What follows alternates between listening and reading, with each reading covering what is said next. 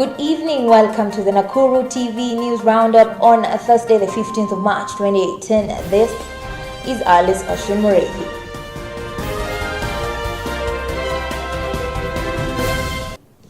The Safaricom Foundation has today donated a dialysis machine worth 3.6 million Kenya shillings to the Nakuru County Referral Hospital. The machine will cater for additional 5 patients daily, up from the current number of 30 patients who seek kidney treatment at the facility.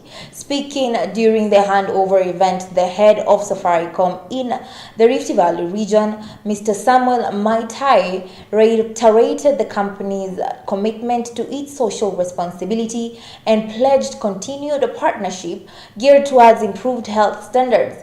On his part, Governor Lee Kenyajui thanked the Safaricom Foundation, noting that his government is keen on improving health services.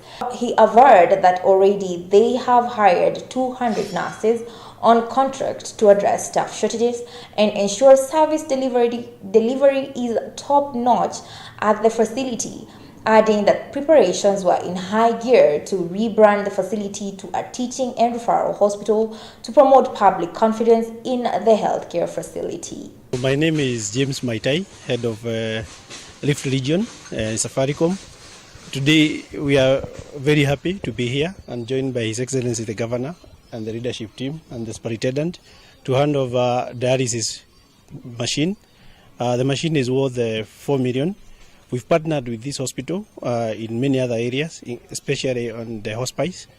We believe that in Safaricom, when we come together, we say to great things happen. First, I want to also join my colleagues to thank the Safaricom Foundation for partnering with our hospital here to be able to add an additional machine that will enable more patients to benefit, and so that we can be able to make our work much easier and to reduce the waiting queue. So we really want to thank Safaricom, and also to note that their journey with the Nakuru County is over 8 years, and we hope to strengthen it.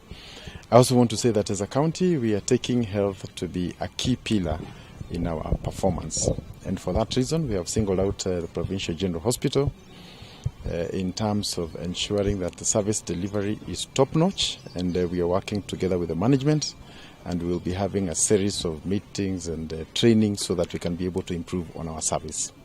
We are also working to ensure that the doctors who are available to treat our patients are able to also treat specialty conditions, and for that matter, we are currently working on a program to introduce oncology services here, so that our cancer patients are not sent to faraway hospitals because we do not have that service. So again, we have a program that should be starting in about 1 month from now, where we'll be able to offer oncology services to our patients in many other areas. We have also challenged the hospital management that moving forward, we are also rebranding our hospital so that we can also be able to position ourselves as a serious health provider, not just for the region, but also within the whole country, because we have the right manpower, we have the right attitude, and very soon as a country we are investing serious equipment into this hospital so that nobody should suffer or lose their life when they don't have to, or because of negligence or lack of medication.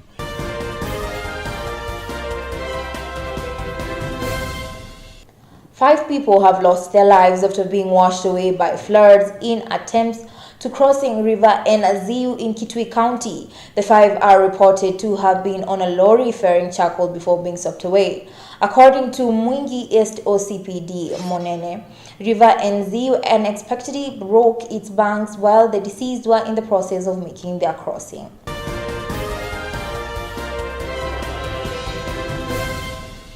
Activist Okia Omtata has been arrested at Milimani Law Courts. According to Milimani Chief Magistrate Francis Andai, he issued a warrant of arrest because the activist has been failing to appear in court for the hearing of a criminal case in which he was charged along other protesters several years ago.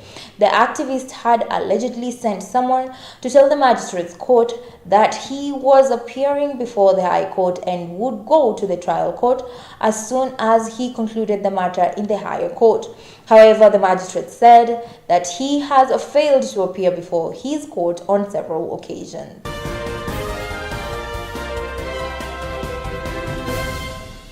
Kajiado County Commissioner Harsama Kello has directed that all schools within the county be closed until the heavy rains being experienced in most parts of the country subside. The directive came after a pupil died when she was swept by floods on her way to school in Kiserian. The Kenya Meteorological Department, however, said that the heavy rains pounding most parts will continue according to the weathermen.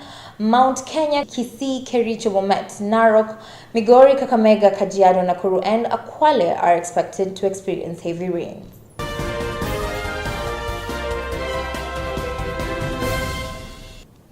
Police in Bomet are holding a man who allegedly injured his father after setting him on fire.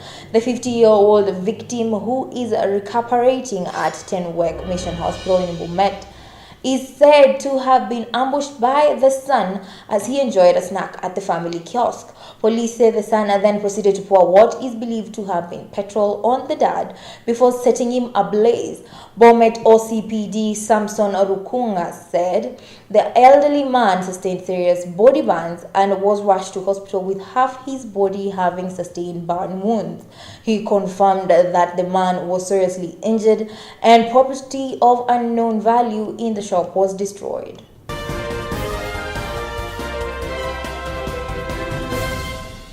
The Kenyatta National Hospital doctors who operated on the wrong patient told the National Assembly Committee on Health that the confusion was caused by nurses who sent the wrong patient to the theater.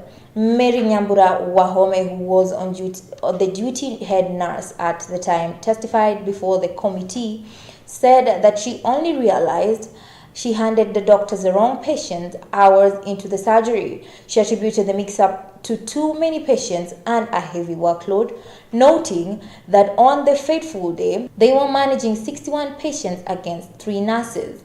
The theatre team leader during the surgery, Catherine Gaki, and Hudson Nganga, a fourth-year resident surgeon who performed the procedure, recounted how they called the ward to confirm whether they had the right patient on the operating table, and each time they got a response in affirmative.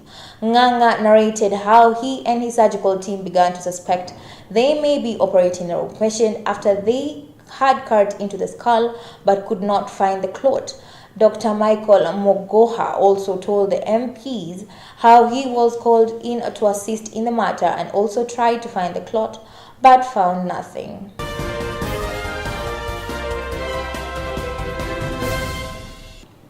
The county government of Nakuru will reward schools that improve results, especially those that mostly reduce low grades. Governor Lee Kenyajui said the current poor performance in schools in the county is unacceptable and something must be done urgently. He added that education was the key and the foundation to achieving the Big Four agenda of the Jubilee government, and all those sector players must strive to improve performance. The governor was speaking during the National Dialogue on the Education Quality Forum hosted by the State Department of Early Learning and Basic Education at the Nakuru Boys High School. There is a county that should be leading in terms of performance. I have no doubt in my mind it is Nakuru. When I look at the situation of food, if you go to Mount Narok, if you go to Subukia, if you go to much of Nakuru, except maybe Solai and maybe lower Subukia, much, 90% of Nakuru, we are food secure. We have all the food we want. More importantly, also for teachers, there are counties where no teacher wants to be posted.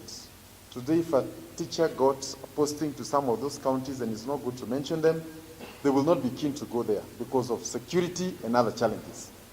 But if anybody today gets posted to Nakuru or Naivasha or Subukia or Kuresoi, those are good places to go. So when I looked at the results, I told our team that the results are not consistent with the resources that we have in Nakuru.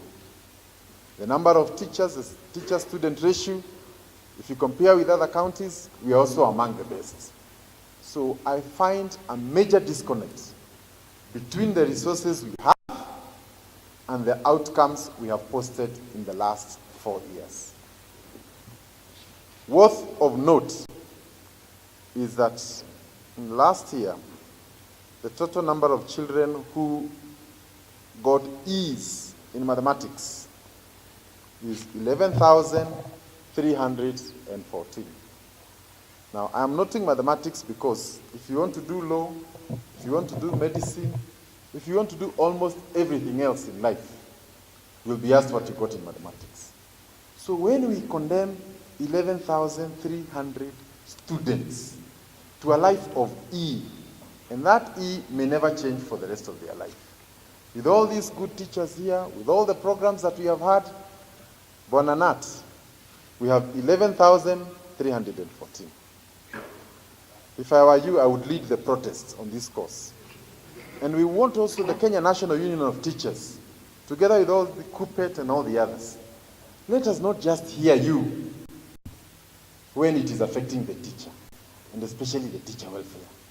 I don't know how it feels, even me as a governor, when I know that 11,000 of our students got E in mathematics. They will never be accommodated anywhere to take any formal job.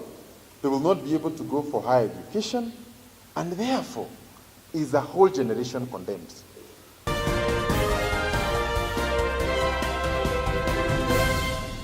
Thank you for watching the Nakuru TV News Roundup. I am Alice Ashwin Morethi. Have a good night.